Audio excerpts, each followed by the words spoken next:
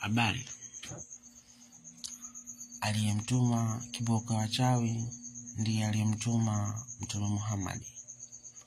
Kwa sababu tunajua kwamba kawaida ya mnabii wa uongo wao utanguliza pesa mbele. Na hapa tunaona kuwa Allah anamwambia Mtume Muhammad aombe watu sadaka.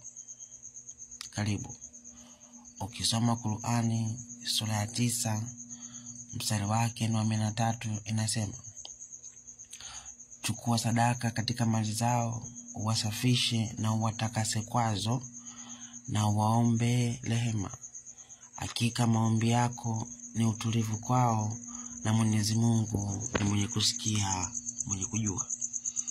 Hapa tunaona kuwa Allah anamwambia Muhammad awaombe watu sadaka.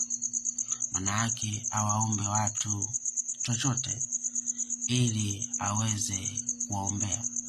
Kwa hiyo Muhammad akufanya maombi bure kwa ajili ya kuombea watu. Hii ni sifa pia aliyokuwa nayo kiboko ya wachawi. Ukija kusoma tena Qur'ani sura yake ni 58 mstari wa 12 inasema, mnachelea kutanguliza hiyo sadaka kabla ya kusemezana kwenu. Ikiwa mkufanya hayo na Mwenyezi Mungu akapokea toba yenu, basi shikeni sala na toeni zaka na mtii Mwenyezi Mungu na mtume wake, na Mwenyezi Mungu anazo habari za mnayo yatenda.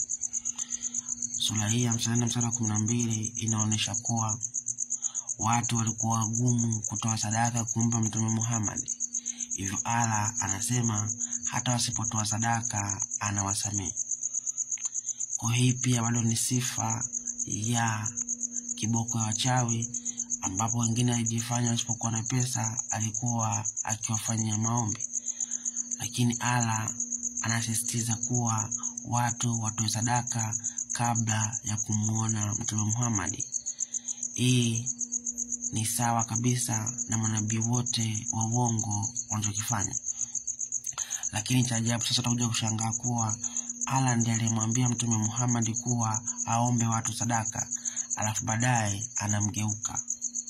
Ukisoma Qur'ani sura yake ni ya 68 mstari wa 46, Allah anamuuliza Muhammad, au unawaomba ujira na wao wamelemewa na gharama hiyo?